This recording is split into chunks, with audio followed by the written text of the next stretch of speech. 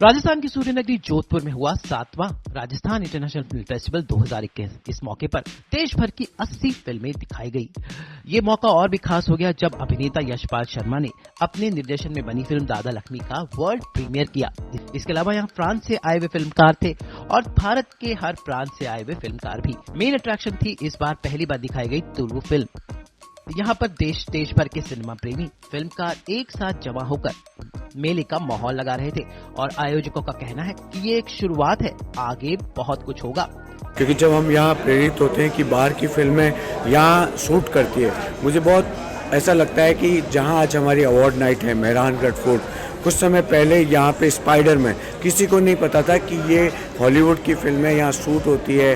वो मैरीगोल्ड जो होटल, मतलब इस तरह की फिल्में यहाँ स्क्रीन होती है। तो हमने हमारा जो प्रयास है, राजस्थान इंटरनेशनल फिल्म फेस्टिवल पिछले 6 सालों से हम इसको जयपुर में आयोजित करते थे। अब हमने इसको प्रयास किया कि हम इसको ट्रैवल करें, जहाँ ट्रैवल करें जहाँ इंटरनेशनल मैप पे लोग जानते हैं। कुछ ऐसे हॉलीवुड है, उनको ही नहीं पता है कि राजस्थान क्या है, जयपुर क्या है, पर जब हमने बोलते हैं उदयपुर तो बोले yes I know that city with one palace is there. मतलब उनको पता है सब यहाँ की कैसे मॉन्यूमेंट्स है, कहाँ शूटिंग होती है। तो हमने ये फेस्टिवल को जोधपुर में रखा है। होप नेक्स्ट जो हमारा प्लान या विज़न है कि हम इसको उदयपुर और जैसलमेर भी इसको प्लान करेंगे। इस तरह से क्या है राम, कैसा आपको रिस्पांस मिल रहा है, कैसी मेहमान नवाजी कहते हैं बिल्कुल राजस्थान नोन फॉर पधारो हमारे देश, how is the response you getting? Jodhpur का रिस्पांस बहुत अच्छा है। पिछले 6 साल हमने ये Rajasthan international film festival Jaipur में किया है और जोधपुर क्योंकि हमारा अपना शहर है, इसलिए मेहमान नवाजी के साथ मतलब दोनों ही चीज़ें कि हम यहीं के हैं और यहीं से bringing back to your own city. तो हम एक मंच हमारे यहाँ के कलाकारों को, यहाँ के यंग स्टूडेंट को, यंग क्रिएटिव माइंड्स को देने के लिए आए हैं और उन्होंने बहुत ही शिद्दत के साथ उसको स्वीकार भी किया। क्योंकि लॉकडाउन में इस तरह का आयोजन करना काबिले तारीफ है।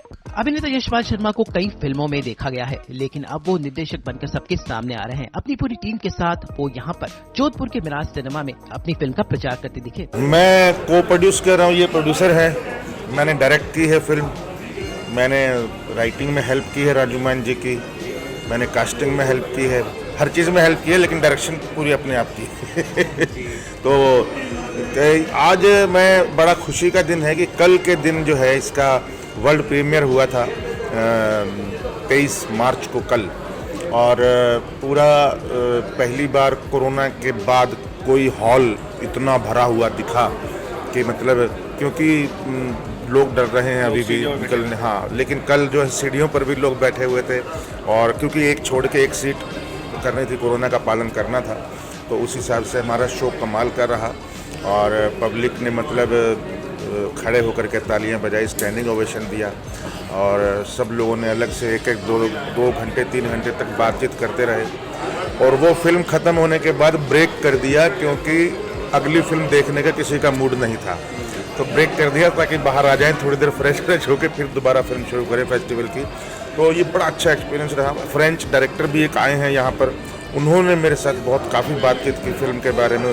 वो चाह रहे हैं कि इसको जर्मन में ट्रांसलेट करके सबटाइटल्स जर्मन में की जाए। वो बोल रहे हैं वहाँ पर ये फिल्म बहुत हिट होगी, उनका दावा है। तो ऐसे अभी और भी कई पॉसिबिलिटीज़ हैं। हरियाणा का टैलेंट की बात चलिए तो जनरली हरियाणा का टैलेंट बॉलीवुड में बहुत सारा है, पर आपने हरियाणा, आप खुद उसी प्रदेश से ताल्लुक़ रखते हैं, हरियाणा की कहानियाँ बहुत ज़्यादा दिखाई जाती हैं, तो क्या लगता है कितना स्कोप है हरियाणा में आगे हमारे टैलेंट के लिए? हरियाणा में अब तो बेशुमार स्कोप है। मैंने 5 साल से मैं इसका अध्ययन करते जा रहा हूँ और गांव-गांव घूमा हूँ और खूब सारे ऑडिशन लिए हैं, सिंगर्स के भी और एक्टर्स के भी। और मैंने डायरेक्शन का टैलेंट, कैमरे का टैलेंट, एडिटिंग का टैलेंट, हर तरह का टैलेंट देखा है।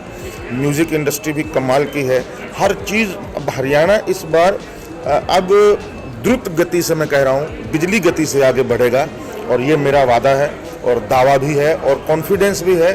पोलाइटली, घमंड से नहीं बोल रहा हूँ, लेकिन वाकई कह रहा हूँ कि अगर एक दूसरे की टांग खींचने की बजाय सीधी दिशा में चलना शुरू कर दें तो अभी बहुत स्कोप है।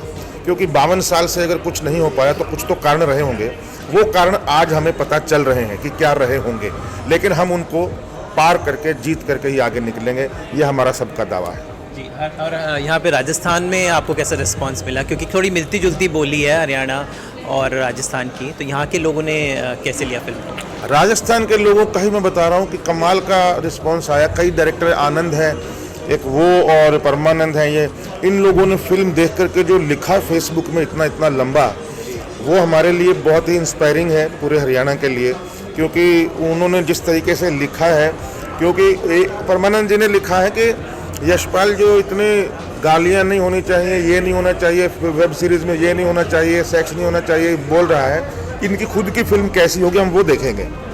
तो बोला, फिल्म ने हमारी बोलती बंद कर दी, फिल्म ने बोलती बंद कर दी, कोई सवाल ही नहीं रहा, कोई कहीं उंगली उठाने का मतलब प्रश्न ही नहीं उठा, और हम हैरान हो गए कि ऐसे भी फिल्म बन सकती है, बिना गालियों के, बिना थप्पड़ के, no violence, no sex, no गाली, नथिंग, एंड इट्स साफ सुथरी film and entertaining film throughout. So 2.5 घंटे बाद भी कई लोगों को लगा कि अरे खत्म हो गई, तो दिस इज अवर अचीवमेंट। 7वें राजस्थान इंटरनेशनल फिल्म फेस्टिवल में खास था कि यहाँ पर देश और विदेश के फिल्मकार एक दूसरे से मिल रहे थे, विचारों का आदान प्रदान हो रहा था, और सभी सिनेमा प्रेमियों के लिए ये एक बेहद ऐतिहासिक लम्हा था।